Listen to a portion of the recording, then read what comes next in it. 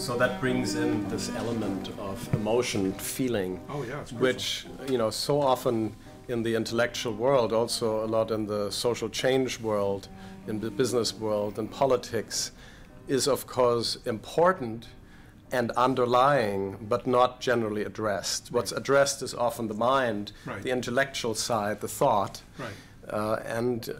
So I think you really understood in that campaign and your work in general how important it is to integrate the mind with the heart, and that the real motivational energy arises from this deep contact with the heart. Well, being able to move the hands depends on engagement of the head and the heart.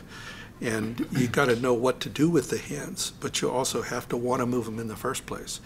And that is where the heart is central to it. It's like St. Augustine wrote that it says it's one thing to know the good, another to love it. And knowing it is interesting, but loving it is what enables action upon the good. And so without the emotional musculature, without heart understanding, the rest of the stuff doesn't go anywhere.